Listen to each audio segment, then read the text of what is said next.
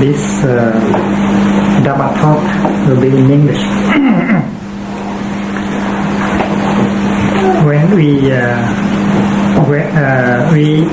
in Plum Village, those who are of Asian origin, when we say Merry Christmas or Raya Noel, we have to practice a little bit in order to say so. Because we don't say it very often, especially those of us who have come to Europe just 1 or 2 years ago, and really practicing saying Joyeux Noël or Merry Christmas is really a practice, because Christianity is part of the Western culture. And if you are not used to Christianity, if you are not used to celebrating Christmas, you have to say Merry Christmas, Joyeux Noël, because your friends here have been in the tradition of Christianity for a long time.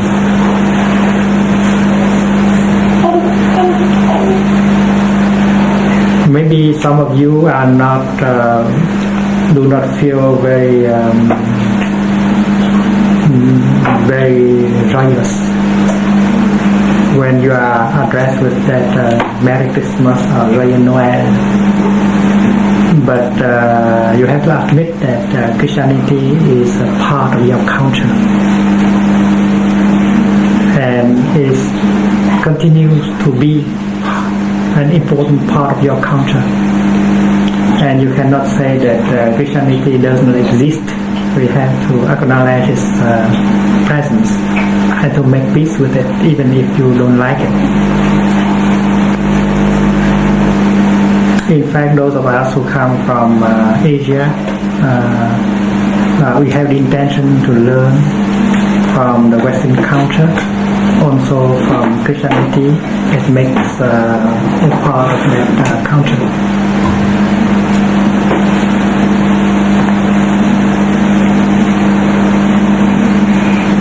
The other day,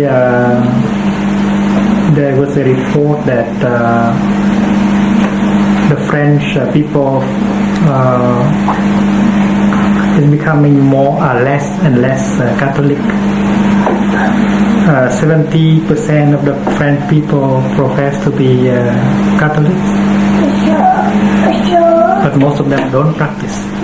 They do not practice Christianity. Many don't believe in God. Many do not go to church. But they still claim to be of Christianity. They say that they are Christian. They don't practice, but they want to say that they are Christians. This is something very important too, because every one of us wants to belong to something, to some culture, to some spiritual value. And that is why there are so many people who do not practice Christianity still claim to be Christians. This is very important, because we need that. We need something to hold, to believe in.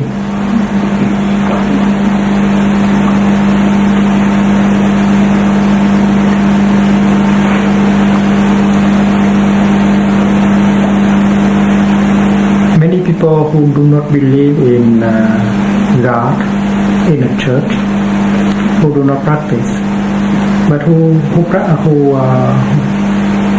organize Christmas as a festival.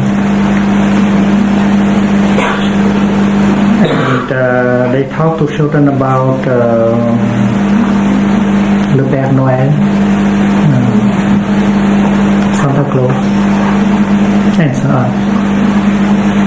And the children of our time have grown to be very suspicious. Many of them don't believe in Papa Noel. other day I saw a child saying that, well, it's okay not to have a Christmas tree, but you should have a kado, gift, presents. So looking at adults and looking at children, the way they celebrate Christmas, you can learn a lot from it.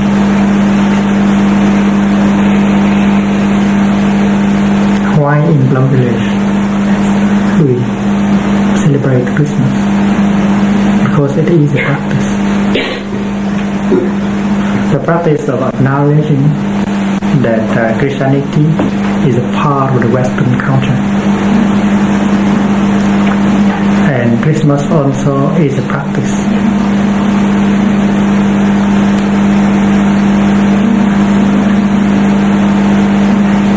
The theme of your meditation, the subject of your meditation, can be Santa Claus. Why not? Because you can meditate on Santa Claus and get enlightened.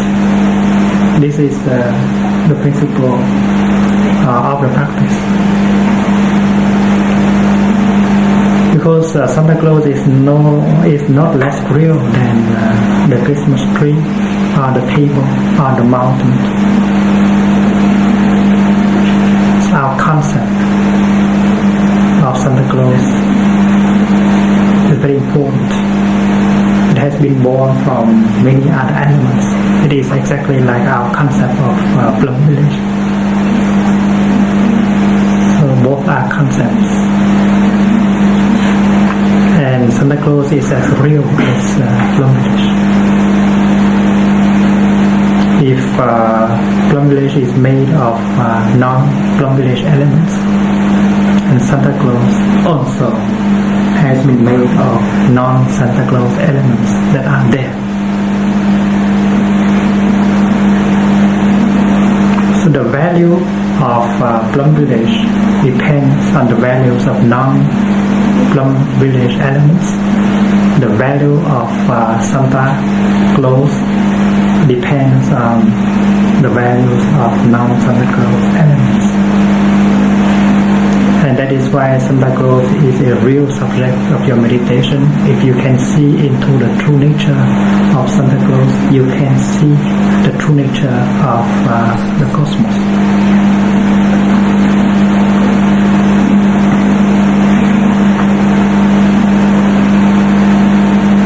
Meditating on the Buddha is also practiced with the same principle. Meditating on God, on Christianity also. To meditate is to look deeply in order to find out the true nature of what you meditate upon.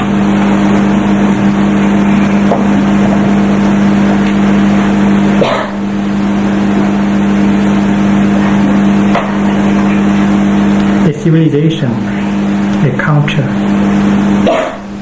has always its essence, and Christianity has been very important in the West. The whole Western civilization has been founded on Christianity,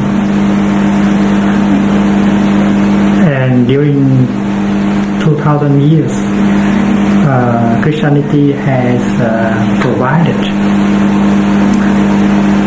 the West with spiritual food, guidance, wisdom, love that have nourished the West for a long time. Of course, a number of mistakes have been made.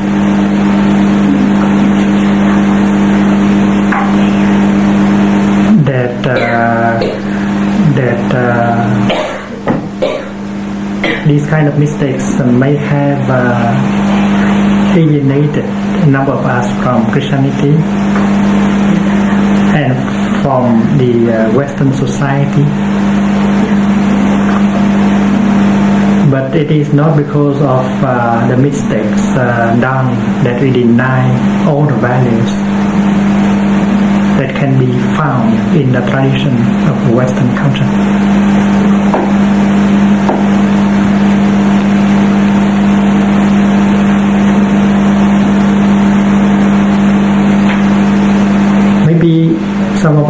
don't want to say Merry Christmas because Christmas belongs to this culture that we don't like, we want to get away from.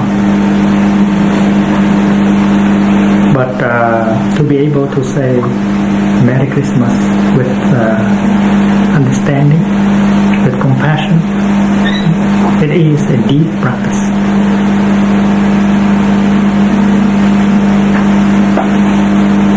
There are so many young people in this society who deny their own tradition, their own culture. They don't have a sense of belonging to anything. They don't feel that they belong to the past. They don't feel that they belong to their society, their family, their culture, their religion. They feel completely lost.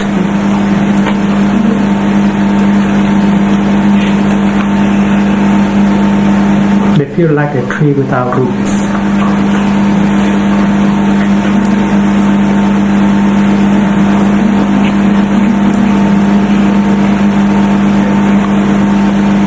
The other day, a young person asked me, what is the purpose of being there in life? I don't know what my purpose of being there. The question reveals to us some of the truth. The person does not find any link to society, to culture.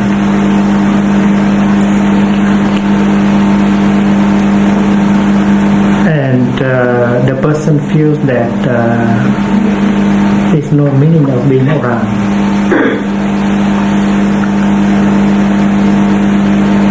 And deeply in the person there is a feeling of loneliness. We feel alone because we are not connected. We don't feel connected with anything at all.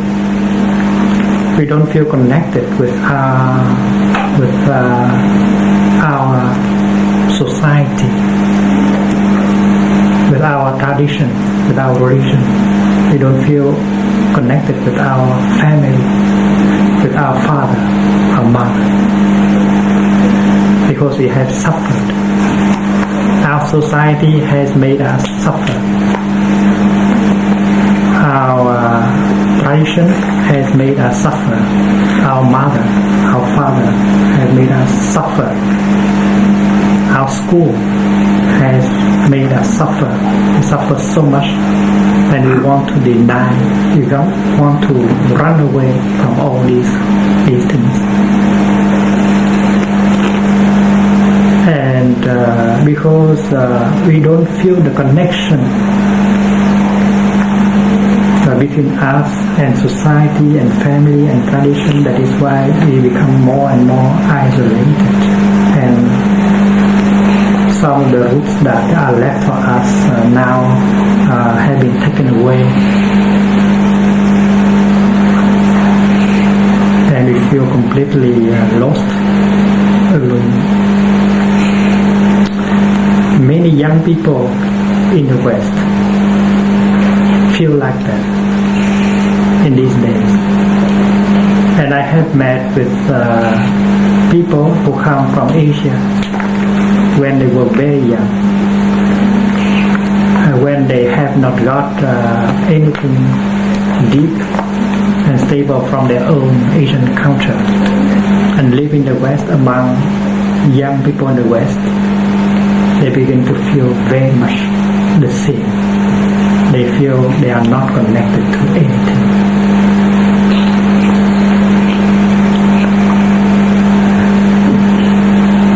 In time and in space. In time, they don't feel connected with their ancestors, their history, their parents, grandparents.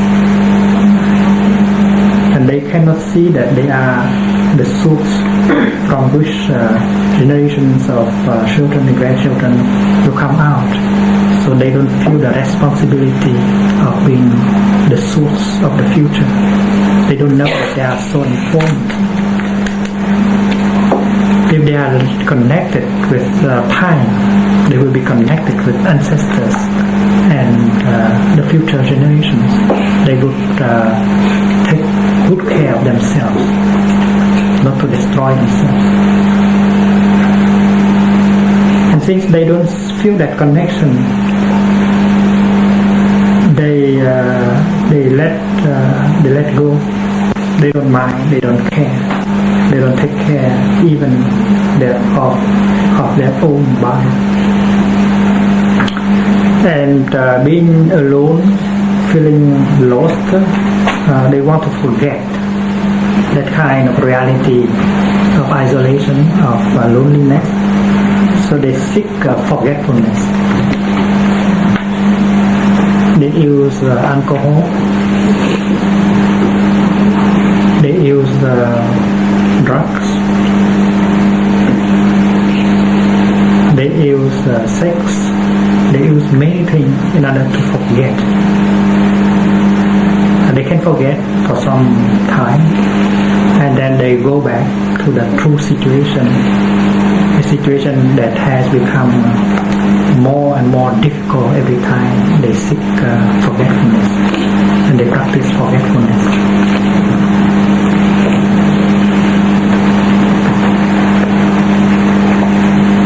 And if they have children, their children will be completely lost, because they cannot play the role of parents. They are lost themselves. How could they point a way that can lead the children out of the situation of being lost at all?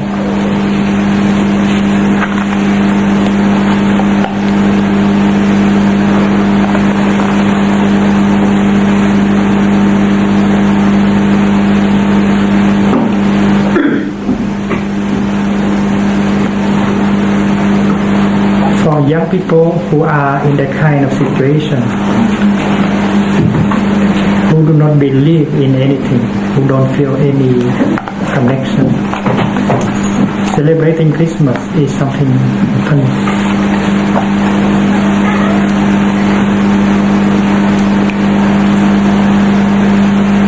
There's so many things that they want to get rid of. Of course, mistakes have been made by many generations, including parents, friends, teachers, husbands, wives. And because we suffer so much, we have a tendency to deny everything, and therefore we are not able to see the positive elements within one tradition, one culture.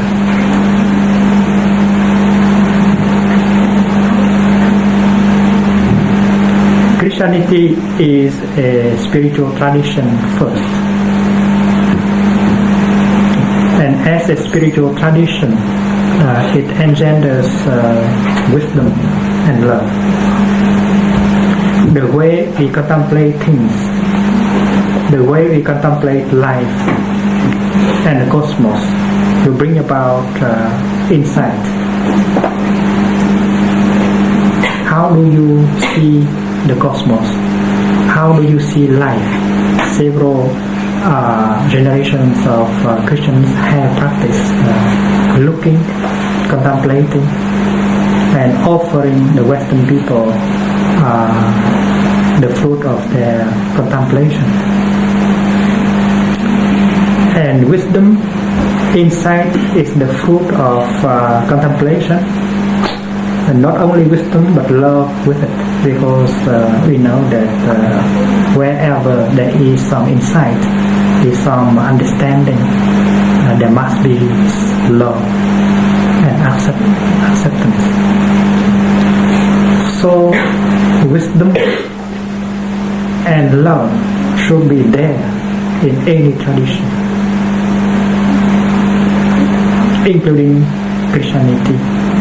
And many young people are not capable of seeing that, because these values may have been buried deeply under many layers of suffering, of mistakes.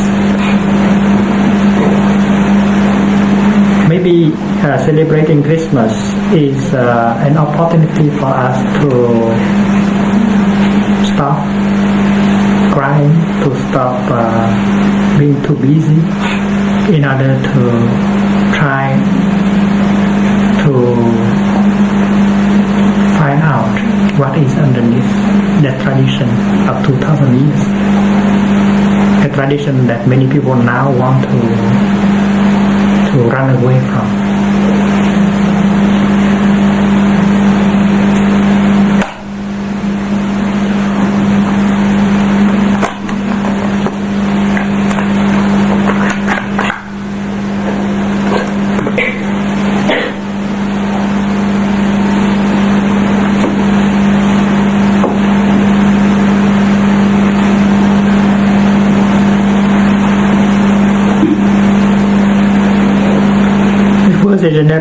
There was a generation who could no longer believe in God,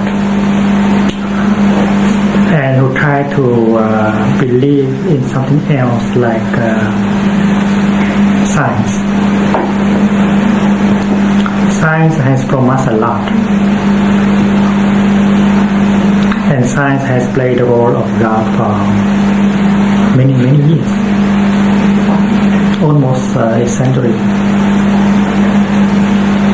But very soon science proved to be not to be something that can satisfy us. Science also proved that it is unable to bring us what we expect from it. Science also has brought about a lot of suffering. And after science, we try to believe in something else. We try to believe in socialism. Socialism can bring about equality, democracy, happiness. But now the god of socialism also has been destroyed, and that is why it's a very dangerous, it is a very critical situation. We don't have anything to believe in anymore.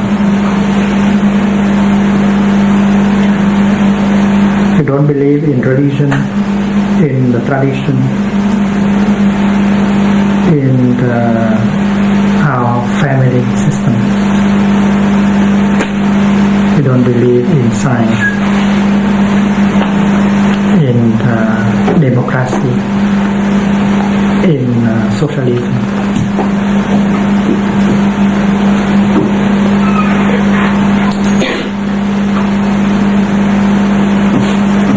What is the purpose of my being alive?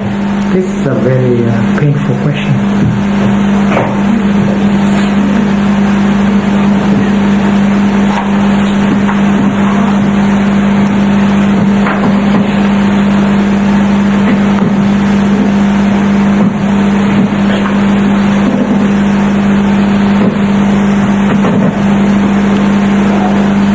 Person who asks that question, what shall we do? What shall we say? Shall we say that there is no purpose at all? The idea of a purpose is something you invent in order to be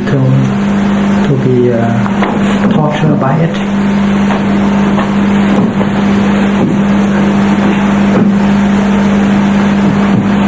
I think we can spend 1 hour, 2 hours, 3 hours in order to talk about the purpose of being alive, but that won't help at all, because the root is not the person does not know the answer. The root of the question is the fact that the person does not feel connected to anything whatsoever in this life. So no matter what you say, it won't help.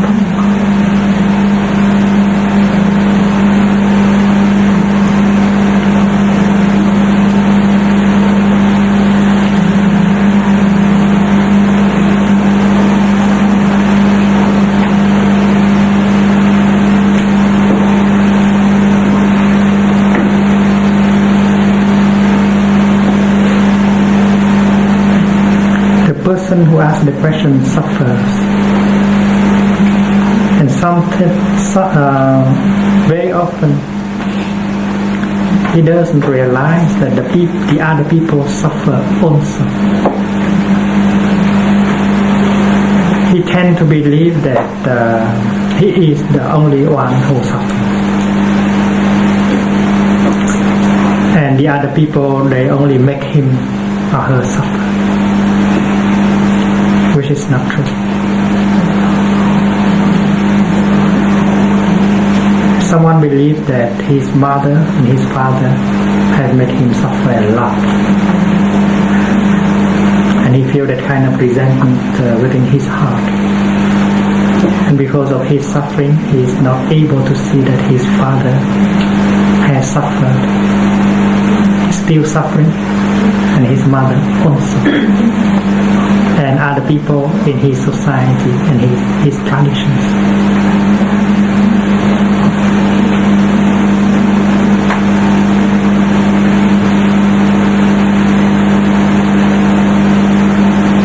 And to blame is a kind of practice in order to feel less, to suffer less. To blame is a way of practicing in order to suffer a little bit less, but it is not effective. That practice is not effective. In the Buddhist tradition, we try to remember, we try to open up in order to see that the other people, they do suffer like us.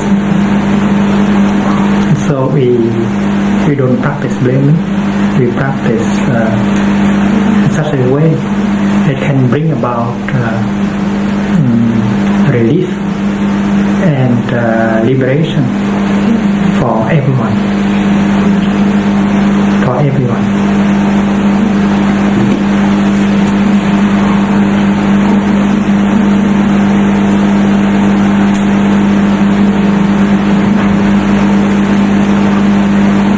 Baby Jesus, when he was born,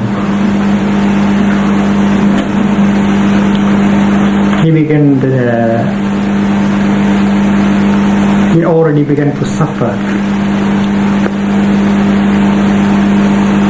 and very soon after his birth, he became a refugee. He had to run away to another country.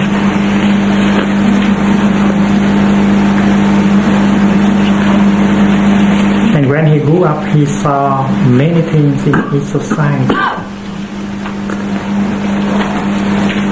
A lot of suffering.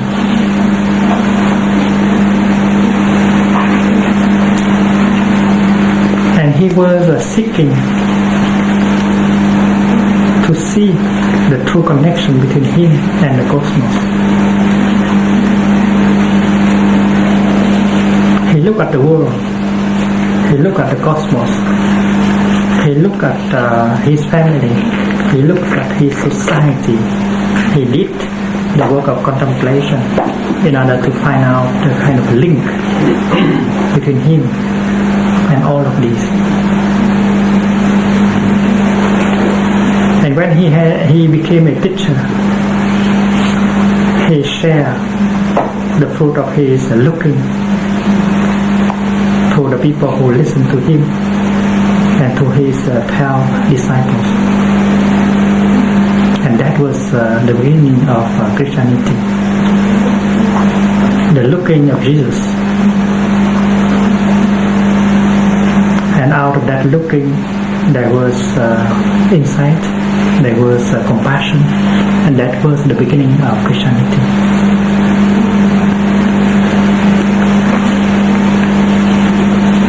Without a deep spiritual dimension, a person cannot have insight and share the insight with other people. And the source of the spirit is within ourselves, but we have to touch it in order to be in communication. And the way Jesus touched that source of spirituality is meditation, is the practice of mindfulness. And that began with his being baptized by John.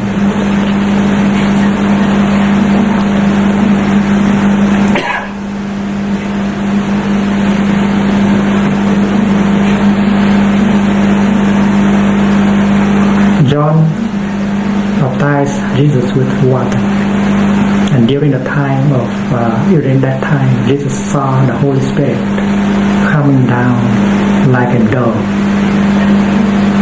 and stay on his children.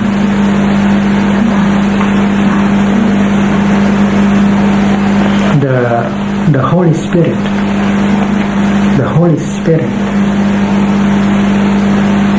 does it come from the sky, from the clouds, or does it come from your own heart? Maybe it's the same. What is important is that the Spirit is felt, is touched, and that is something that was produced during the ritual of baptism carried out by John the Baptist. When you have been initiated, when you have been able to touch the Spirit within you, the Holy Spirit that is described in form of a dove is beautiful, is poetic. You have to do your best in order to nourish it, to keep it alive.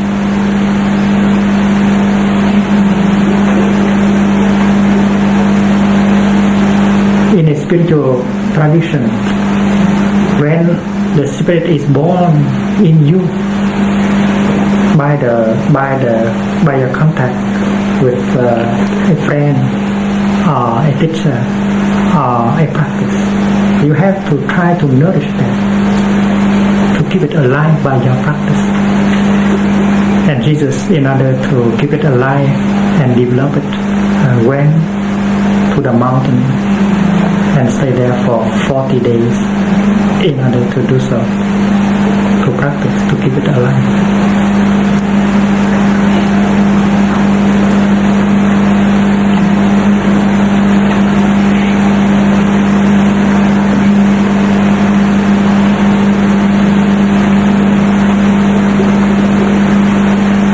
It was not described very in details what Jesus did exactly during these 40 days, but he was alone. He was practicing alone in order to keep the Spirit alive and to develop it. And we in Plum Village, we know what it is like. We practice, but we want to be alone at the same time. And the purpose of being with a friend or being alone is only to keep the Spirit alive and to develop it into something important, to touch it deeply, because touching the Spirit will cause yourself to be transformed.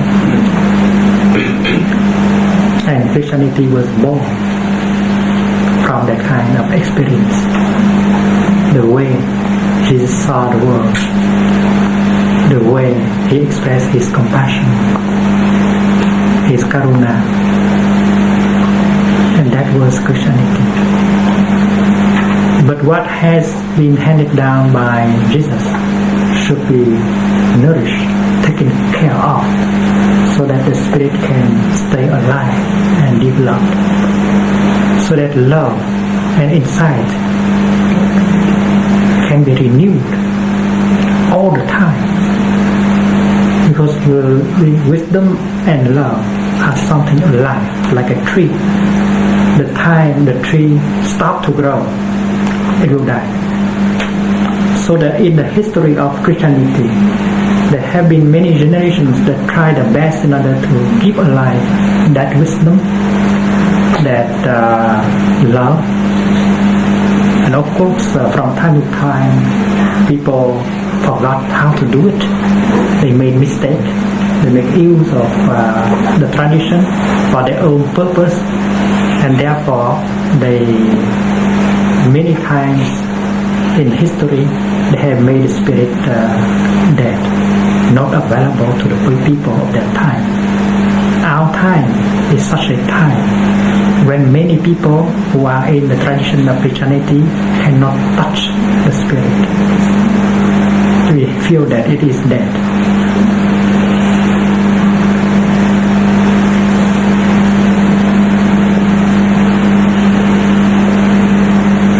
In order to keep the spirit alive, to keep Christianity alive, there should be people who continue the work of looking, contemplating the world, and express insight and compassion in such a way that the people of that time can feel and can touch. And if the people feel that they are alienated from Christianity, because in our time there are not many people who are able to do so, to continue the work of Jesus, the founding fathers, in order to look, to review, and to practice.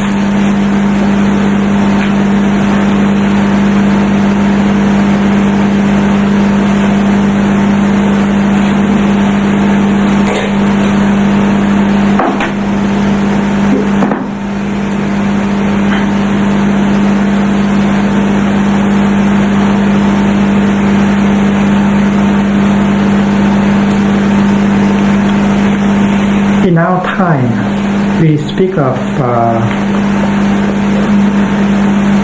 paradigm, you pronounce paradigm shift. According to modern theologians, paradigm is a system of belief, is a way, is a way you look, you see, you interpret, you believe.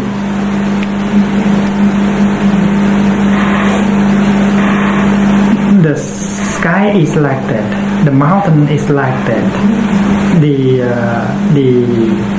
sky is what it is, the mountain is what it is, the cosmos is what it is, man is what she is, he is. But we have our way of looking and of interpreting, of expressing, and the totality of our way of looking and seeing and interpreting is paradigm.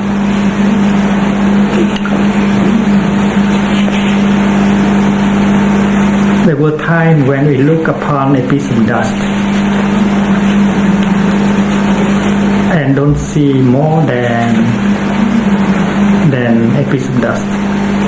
But now scientists of our time, when they look at a piece of dust, they see it very differently.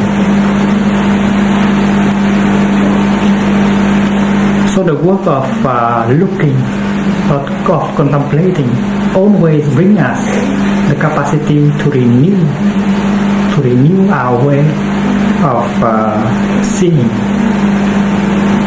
our way of love. Seeing is insight, and loving is compassion. And because there are not enough effort in order to renew the way of looking, the way of generating insight and compassion. That is why the tradition does not seem to be alive anymore. And the theologians of our time are advocating for paradigm shift. We have to abandon the old way of looking. We have to let it go, because this way of looking, of seeing is no longer fit to the modern age. The young people, the people of our age, cannot accept that way of looking anymore. So tradition has become an obstacle. Instead of being a ferry that can carry us across the river, become an obstruction.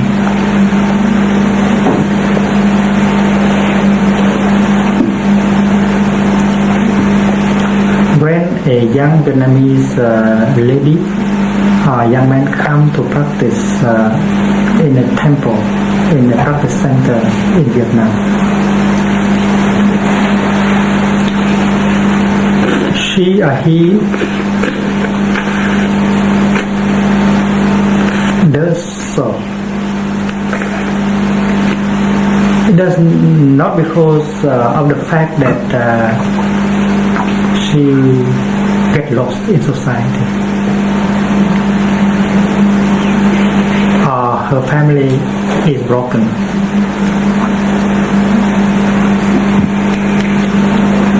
In most of the case, it's not like that. Look at the young nuns in Plum Village. If you talk to them, you find out that it's not because that they deny the society, deny the family and the tradition that they want to become nun. When they come to the temple to practice, they still have their family. And if you, as you say, now you have a chance to go back and visit your family for a week, they will be very happy. And in fact, because of that, the practice center is also organized as a family, another family. And in our tradition, the practice center is always organized as a family. Not because we want to do like that, but because the structure of the society is like that, and the family structure is like that. And compare with the family structure in the West, the family structure in China, in Vietnam is still much more sound. So when you come from a family that is still whole, that is still happy, it's very easy for you to integrate into the family of practice, of the practice center. You don't have much problem. But if you have a broken family, if you don't believe in your society, in your tradition, and then when you come to a practice center, your difficulties will be not only double, but maybe 100 times bigger. But you have a new chance. If the practice center is organized as a family, this is the first chance in your life in order to get rooted.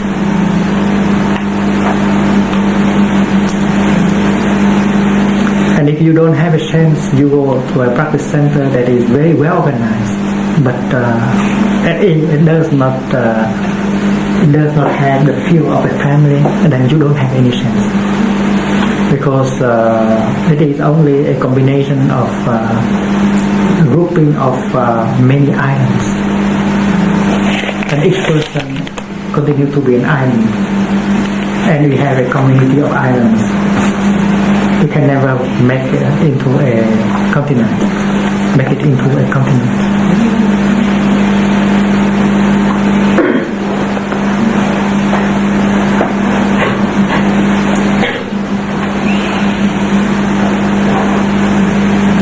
I'm not talking about the Buddhist community of practice alone. I'm talking in general terms. Those who are thinking hard of how to reorganize the Western society, I think they would be doing the same kind of thinking and figuring out how for a person to get rooted again in his own society, his own tradition. Otherwise, she cannot be happy at all. And so many people who are in that situation,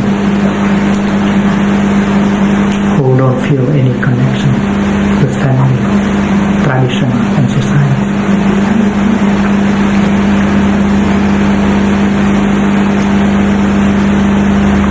When you practice cutting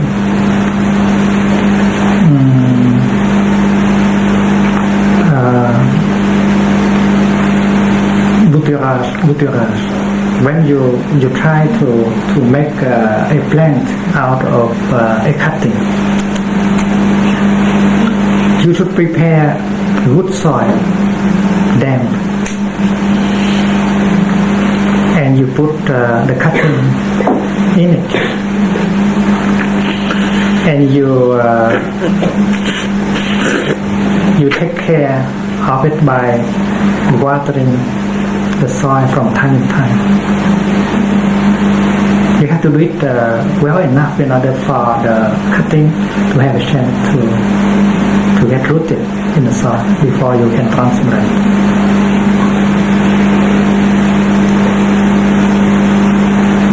For a person who is uprooted from his society and culture, coming to a practice center, it is like a cutting that is entrusted to the soil. So the soil should be good.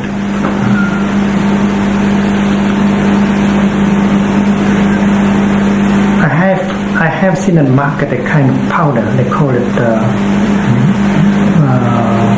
vegetable hormone vegetal. Before you dip the cutting into the moist soil, you can dip it into the hormone vegetal, because that kind of hormone help the roots to come out. In fact, when we transplanted the bamboos in front of this meditation hall, we did diluted the hormone vegetal and dip the roots of the bamboos in first before we put it into the soil.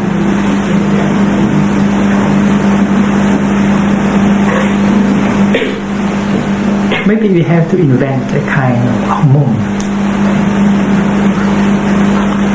for the people to facilitate the rooting of the people into their own society. Scientists, what kind of scientists should be working on that?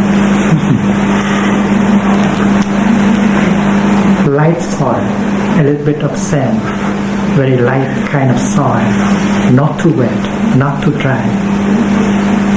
is important for a cutting to take roots.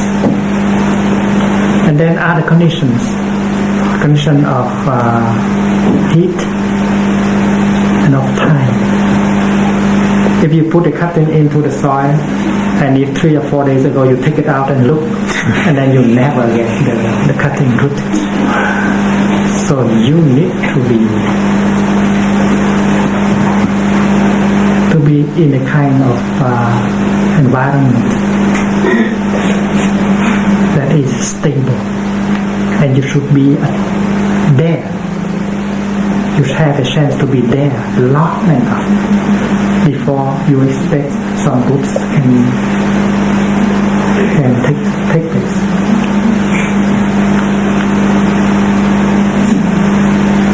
It depends very much on the quality of the soil. If the family, the community of practice has joy in it, has peace and joy and stability. If the community of practice has a flavor of a family where people can look upon each other as a brother or a sister, and then the person will have a chance, a big chance. But if the community of practice is just an agglomeration of islands, and then there is no effect. No matter how long you stay there, you won't get the roots coming out. And who is responsible for that? For that quality of the soil, the quality of the practice community. Everyone in the family, in the community. So it has been many years. I have visited practice centers in the West, and it has been many years that I have voiced my concern. If the practice center does not organize like a family, if we think of the practice as what we do inside of our 5 elements only, and then we never get the kind of transformation we expect we need.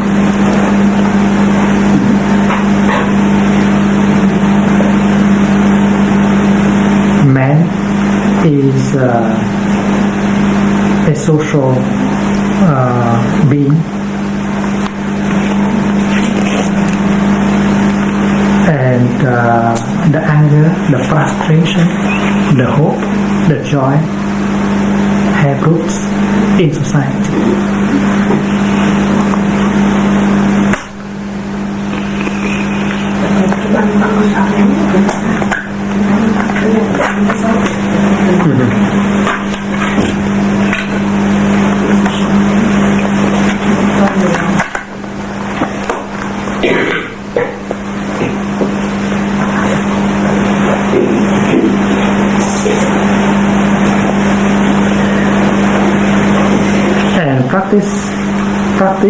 Practice is to look deeply into the nature of things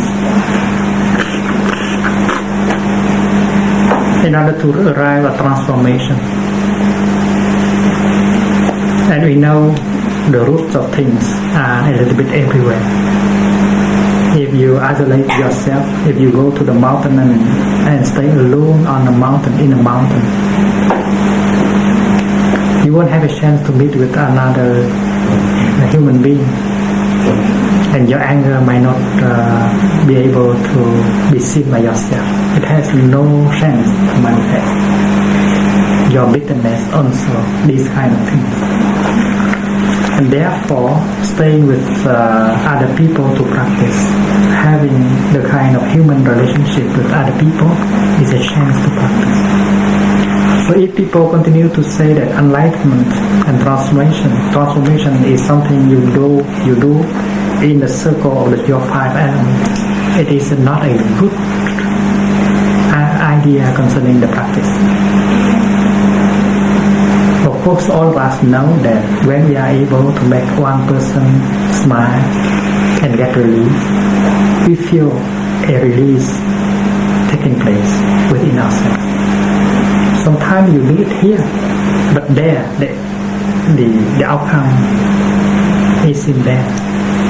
Sometimes you help with the kidney, but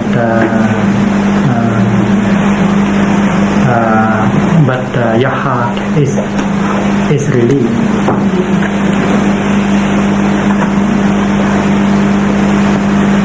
Sometimes you help with the digestive system, and then the situation of your lungs will be improved. So if we don't abandon the idea that to practice is just looking back at our 5 elements and work in the compound of these 5 elements, it never arrive at transformation. And therefore, the work of practice includes the work of building the community of practice into a family where joy can exist. And communication is what we have to learn to practice. Even if you don't like to say Merry Christmas, try to learn and say Merry Christmas. It has been very helpful to me to practice this kind of things. Even if you don't like to be with another person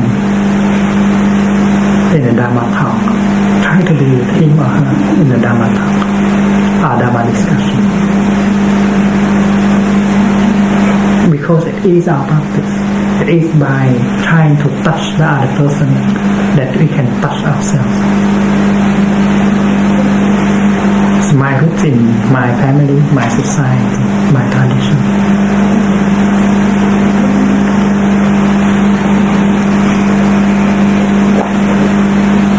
So to practice is to try to communicate. You cannot communicate to yourself, with yourself, unless you can communicate with another human being.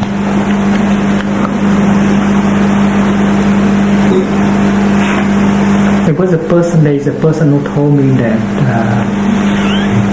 the first time in his life he got to communicate with 1 or 2 persons in English. I said that's not bad.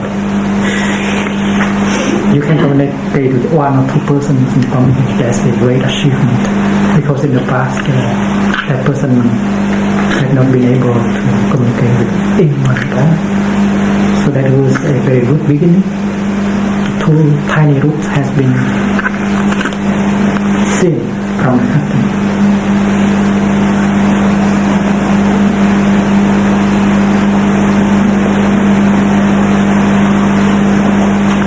In fact, in the spirit of Buddhism, a person is a sister to another person, a brother to another person. And that is our practice. When we practice like that, we will be able to touch ourselves.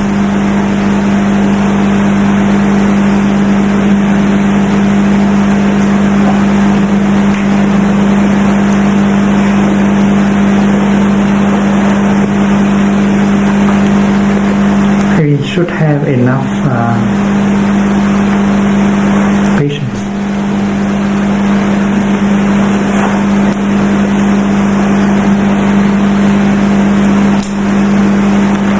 The cutting is very eager to see the roots come out.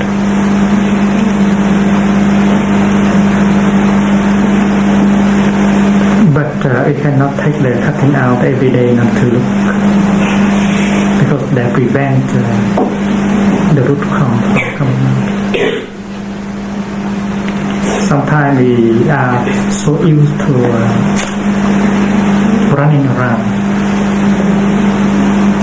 and therefore we don't allow ourselves to be in one place. Sitting is like that. Sitting is to be grounded, to be rooted. So to be in one place long enough, to accept the environment, to accept the community, the Sangha as it is a very fundamental condition for someone to get rooted. And the moment when you can take one person as your brother or your sister, well, the process of healing begins. I'm not talking about Buddhist practice alone. I'm talking in general terms, because there are so many people, especially young people, who are in a situation of not having any root at all. They suffer so much, and by suffering, they make other people suffering also. They want to forget their suffering, and that is why they seek many means in order to forget. And by doing so, they empoison themselves, they kill themselves, and they make other people suffer with them.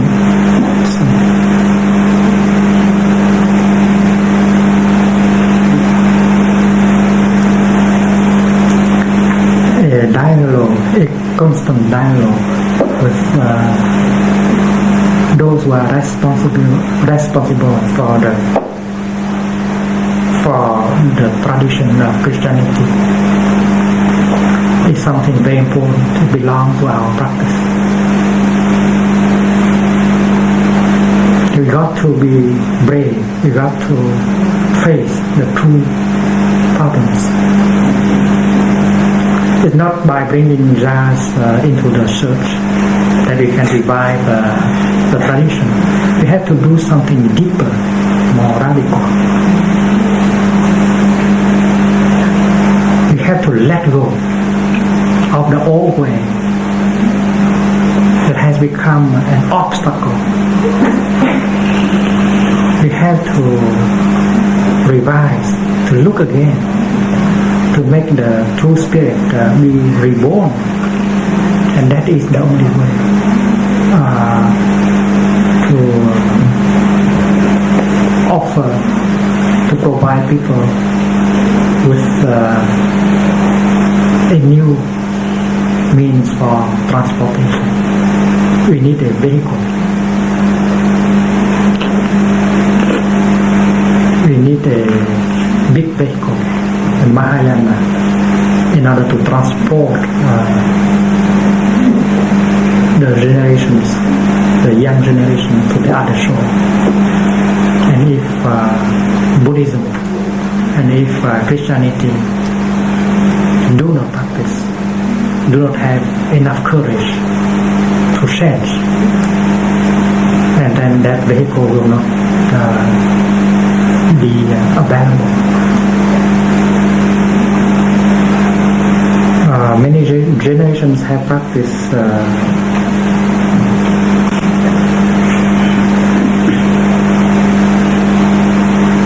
not the teaching of Jesus, but the myth concerning the death of Jesus.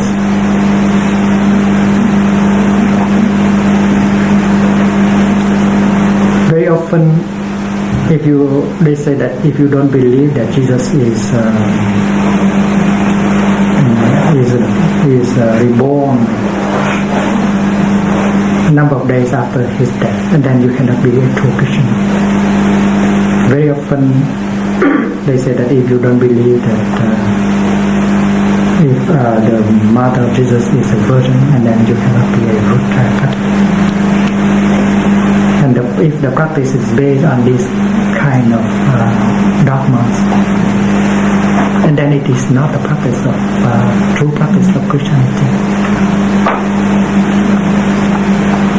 The other day I hear something like this: a young person coming to a very big church, very rich,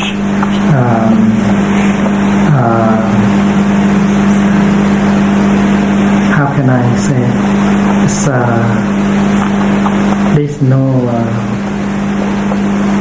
There's nothing that is common with the life for Jesus at all.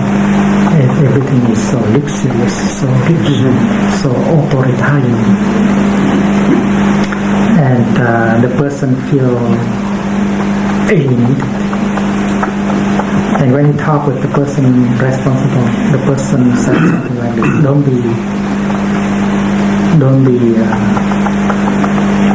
don't be frustrated. Christianity is there. And then he said something like this: do you know how a pearl is made?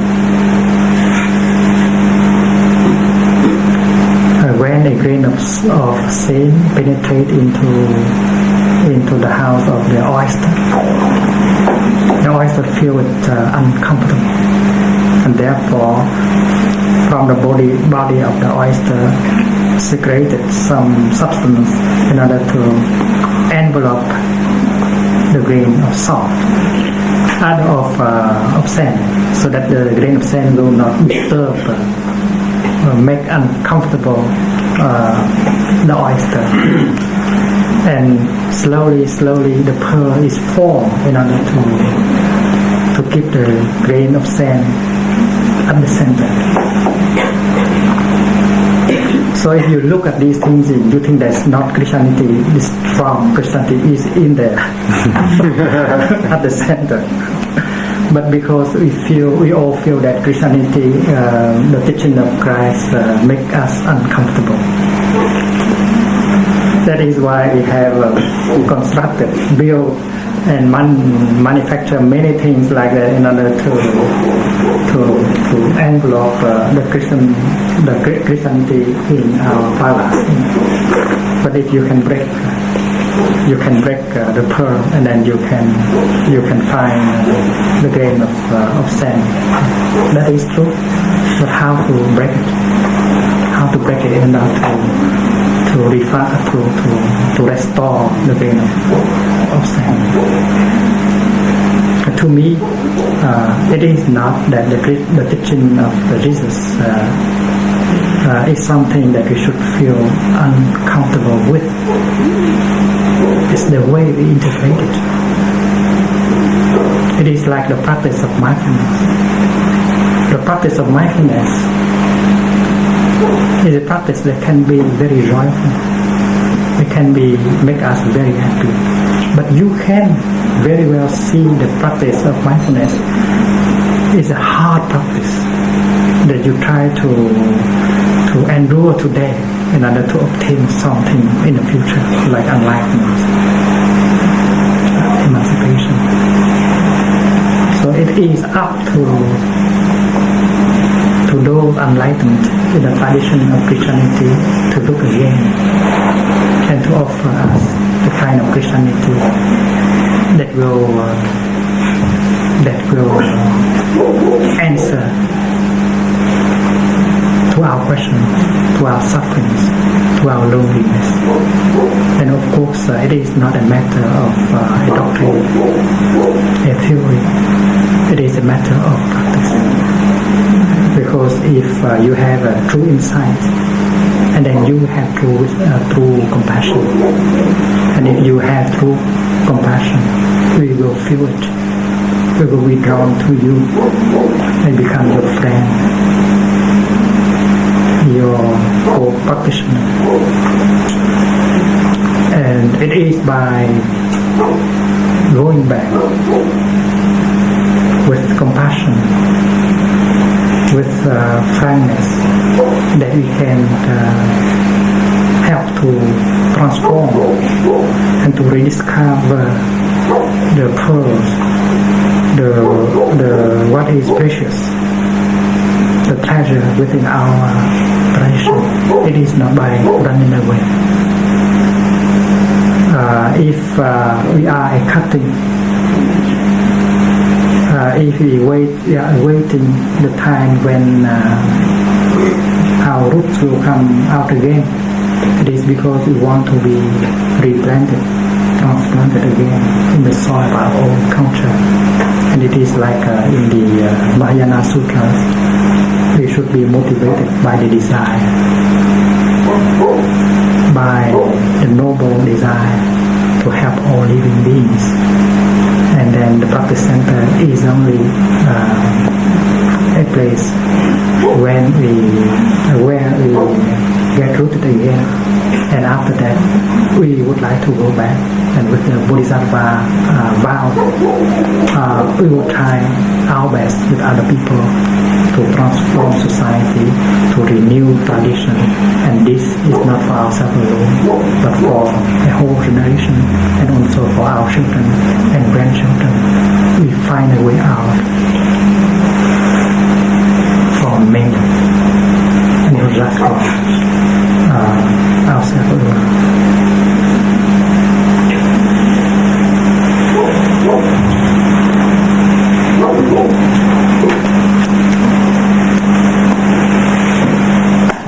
Have anything to say?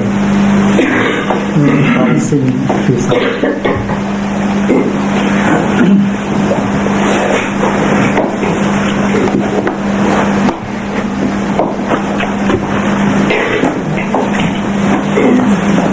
Nicholas, anything to say?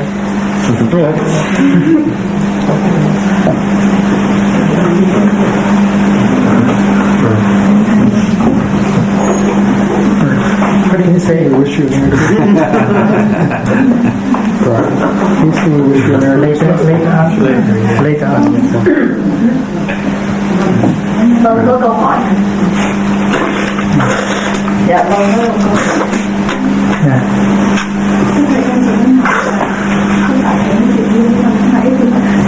Sao?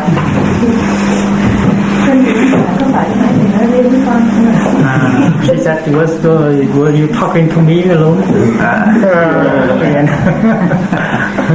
Không phải, thầy nói cho hết cả mấy 100 triệu người.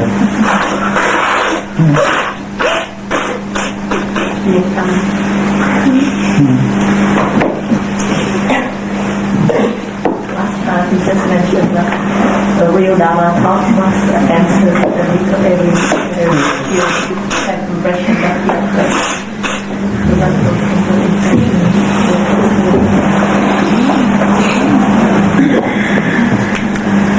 There's a nice song called "We Wish You a Merry Christmas."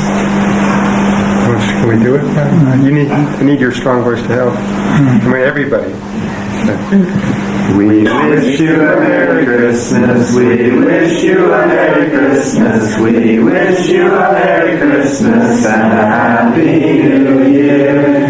The tidings we bring to you and all from the tidings of Christmas and a Happy New Year. We wish you a Merry Christmas, we wish you a Merry Christmas, we wish you a Merry Christmas and a Happy New Year.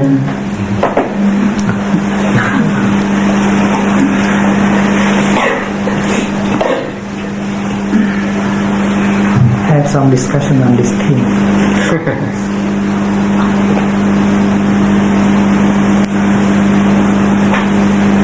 Cô Trân Đức góp ý với thầy đi.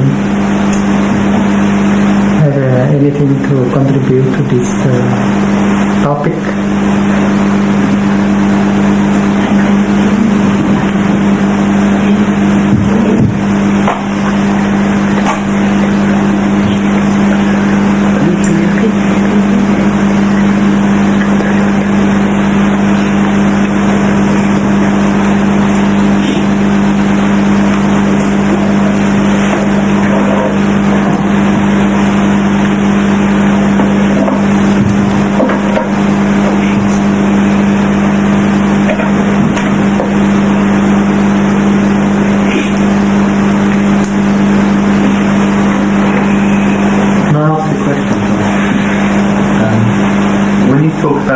Finding their roots in their culture. To what extent is it possible to share culture without the essence of the culture being lost? Do you think that's the problem?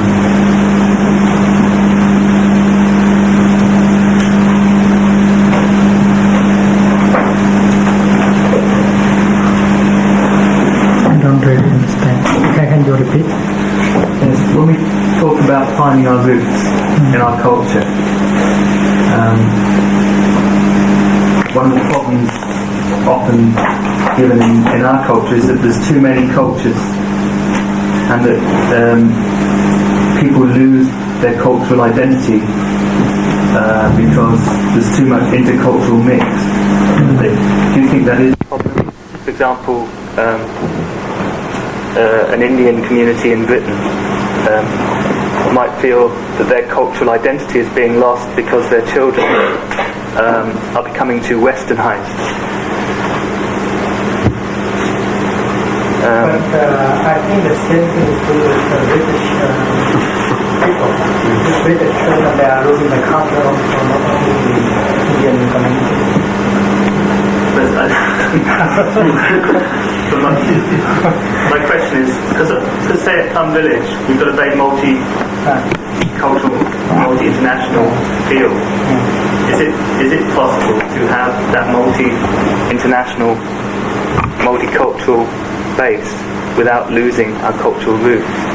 I think to my experience, if you don't have roots in your own culture, you cannot absorb the good things from the other culture. So we absorb the other culture from our own standpoint, from our... Yeah, you have to in fact, it's not exactly that you don't have roots. You have roots, but you don't touch. You cannot touch. The roots are there, and how to let the roots touch.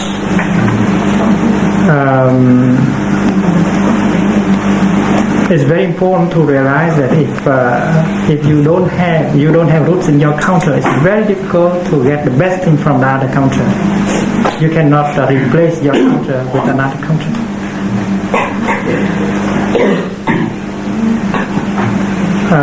If you have roots in your culture, if you are in connection with the best thing, some of the best thing in your culture, and then you can absorb the best things in the other culture too. It's like if a Vietnamese little boy does not have any Vietnamese culture at all,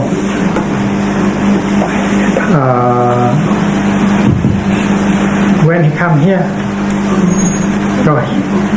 he get the bad things from the Western culture.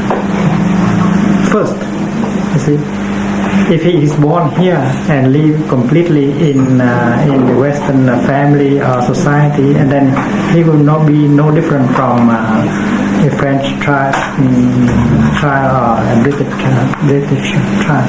But if he's 10 years old, and if he does not have any culture, Vietnamese culture, because 10 years of culture is a lot, and if you place him here without any guidance, I think he'll get the bad things in the Western culture first.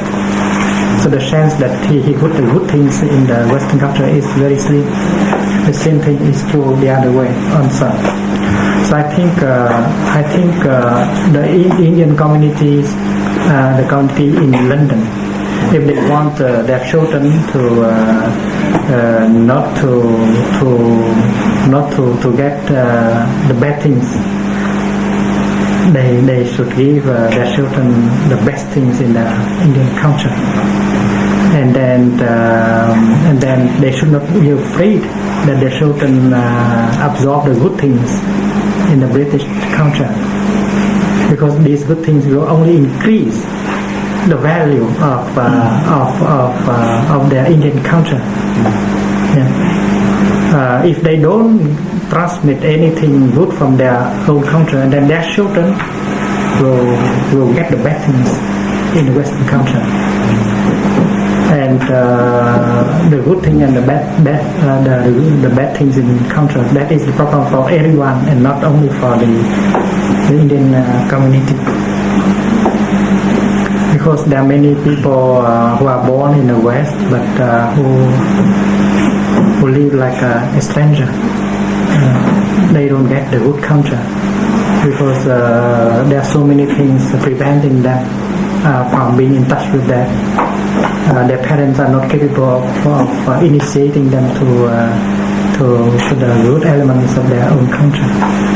Maybe their parents are not capable themselves of touching the best of their own culture.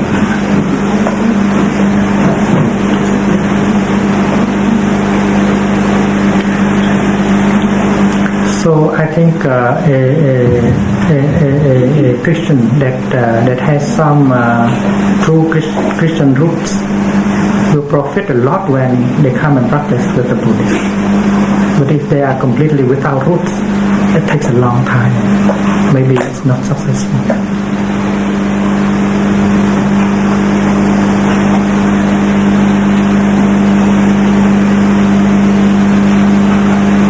Anything to say? Just cultures are alive. I mean, it's not, it's easy to objectify them, but they're alive and changing, and partly what we're seeing here is creation of new cultures. It's a live process.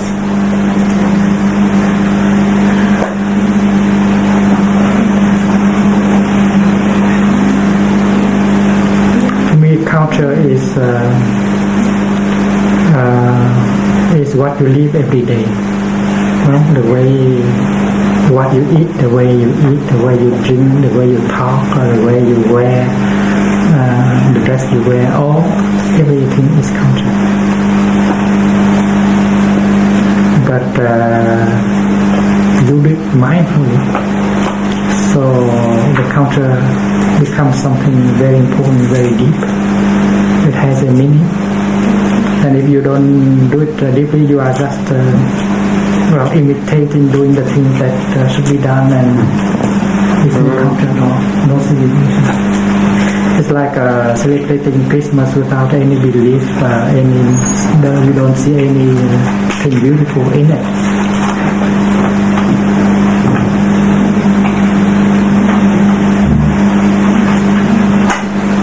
So if the child does not believe in Santa Claus anymore, and if you still practice Santa Claus and things like that, I think it's very harmful. You have to bring a new meaning to Santa Claus so that your child can believe.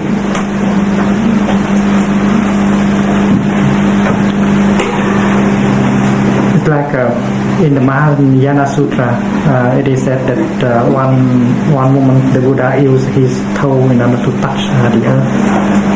And suddenly a kind of miracle is produced, and everyone can see very deep in the cosmos. So there must have been some Buddhists who believe it as an actual miracle, something just produced in the world, and you remain yourself the same. But yet, what is changed is not you in the world. But as I try to explain to you the other day, it is you, oh friend. The act of the Buddha is to produce awareness, deep looking in you, and suddenly you see and you discover things that you have not seen before. So that kind can be described as a shift in the way of looking that can make the people understand and see the value of something in the culture that has been lost to him. So maybe we don't need to ban Santa Claus. We have to make Santa Claus alive and more real. And if you still practice it but not know how to talk to your children, it's meaningless. You have lost your culture. Because as you said, culture is something alive, and it should be keep growing and changing.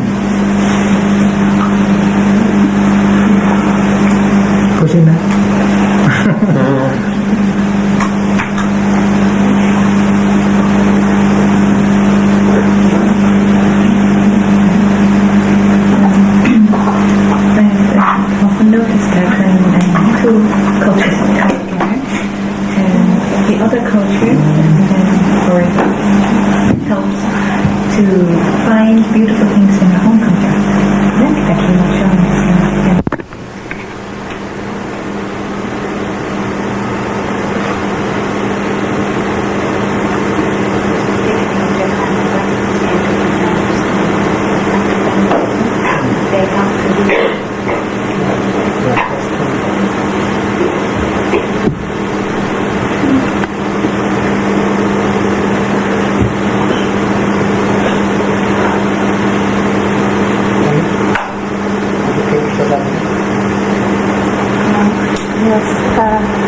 my mind is often when we have been practicing with Asian people, we heard a lot how bad was our Western society. And it's very good to hear that in that Western society and culture, there's a lot of good stuff too. And it's very necessary that we are in touch with that too, because often we are putting ourselves down. And so tonight it was good.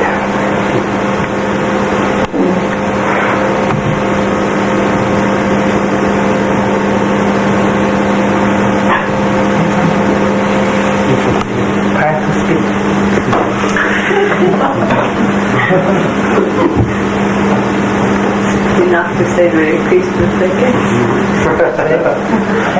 Not enough to say Merry Christmas. Well, I don't know. I don't feel very rooted in my culture.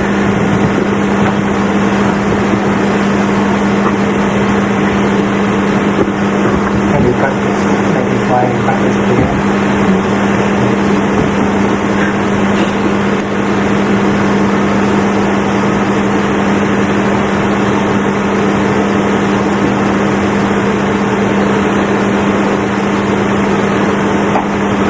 There are many reasons why we feel like it comes from many directions.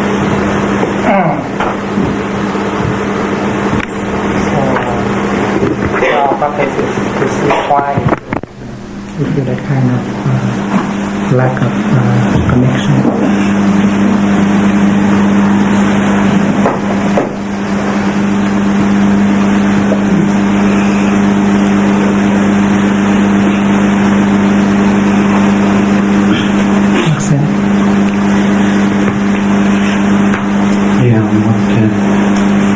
My mind is in the fact that many of us are uprooted, and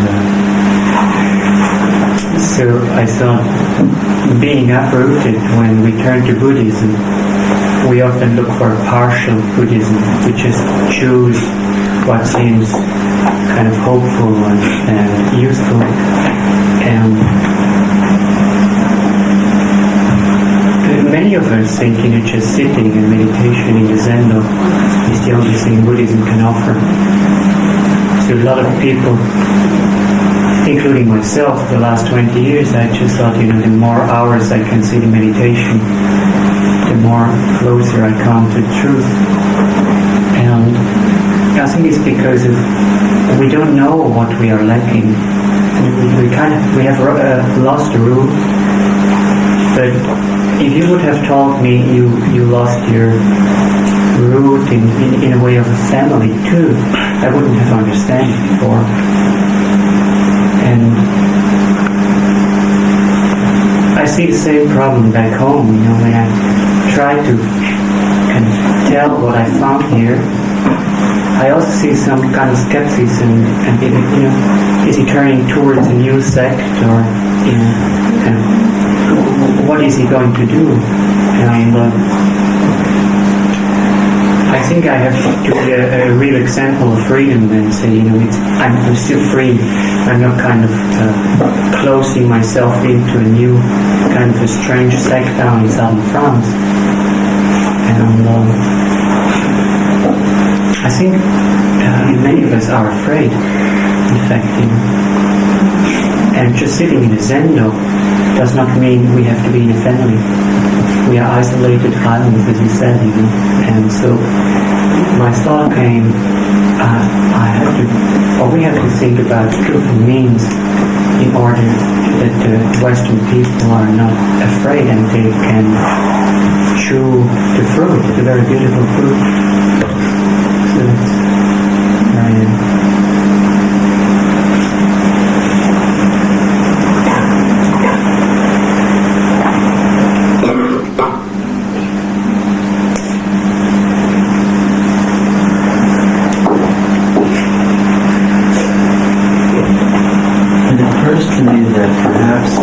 Sometimes it's with reference to Christianity, maybe perhaps it's not so much that people individually, willfully left it.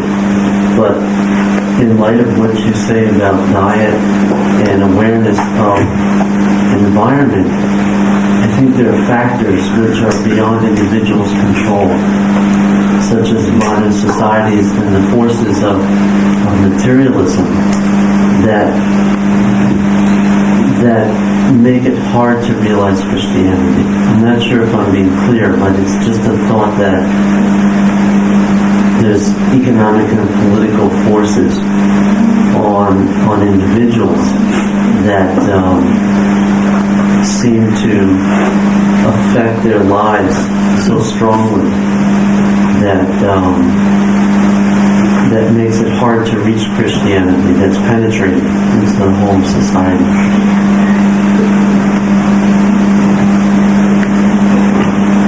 But the suffering is there.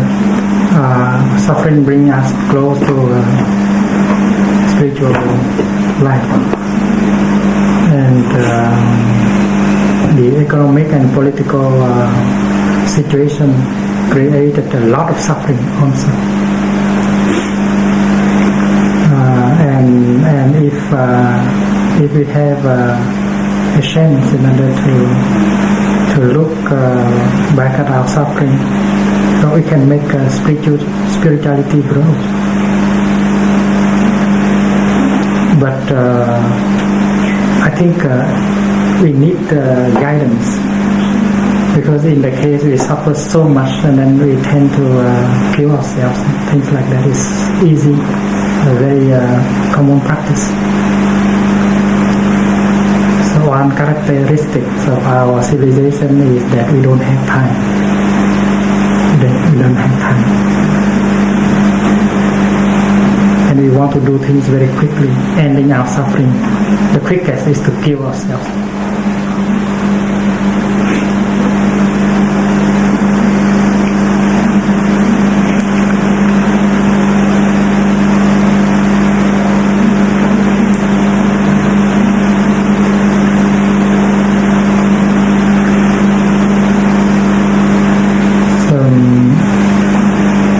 Buddhism organized a Buddhist community of practice in Vietnam.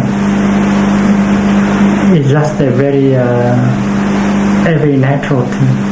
It's not a sect. It is of tradition and culture. So you see that it's like every other things in society, like going to the market and buy some food, and you go into the practice center to practice. Is exactly the same. But here it's different, because Buddhism is an exotic thing, and you might think of it as a sect, something like that. In our country, it's very. But that is why I said that I am speaking in general terms. We don't have to do it in a Buddhist form. We don't have to organize a Buddhist practice center in order to help people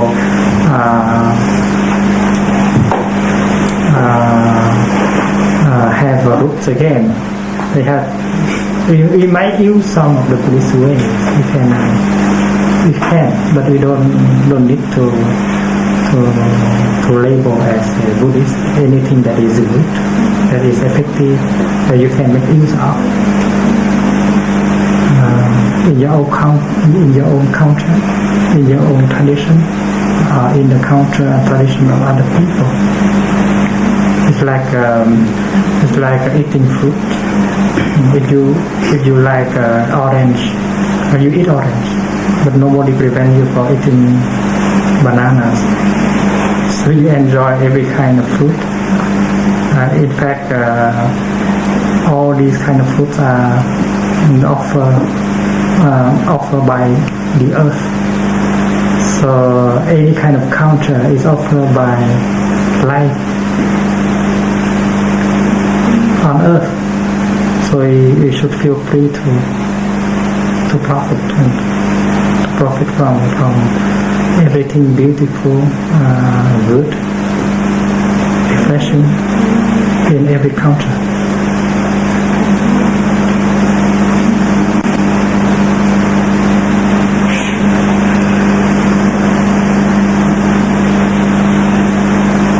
what I try to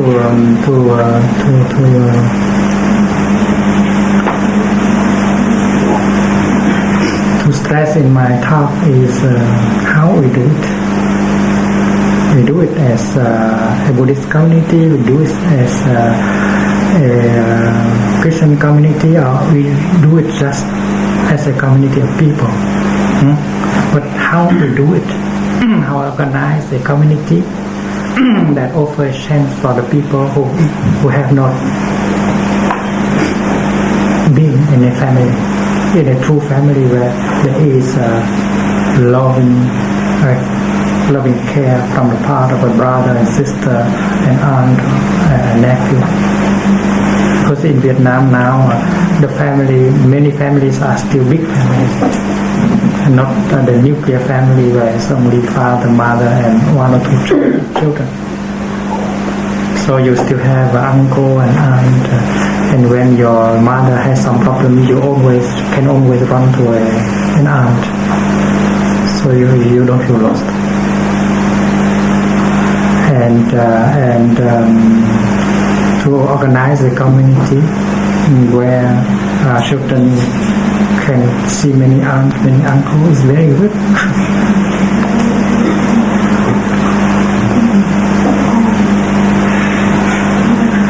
So the message is sent to everyone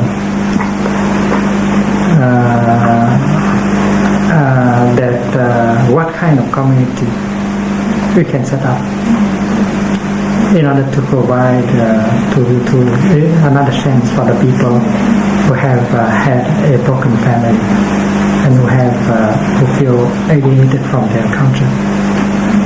So organize a village, a community where people can live a simple life, can work and can earn their living in a simple way, organizing small units of communities where people can have a feeling of a family, and they can grow. They can make the feeling of brotherhood and sisterhood to grow in them. I think that is very important to help these people to re-enter society in order to change society. I don't see any other way. So talk to the Catholics, talk to the Protestants, talk to the humanists, those who don't practice a religion but who share the same kind of concern. I think it's part of our practice.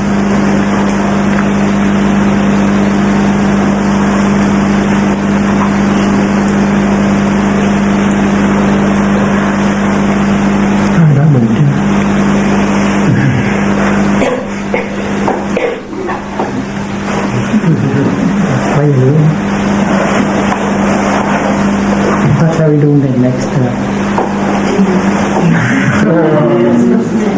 Bây giờ phải có nước đèn cày có đi, có hát.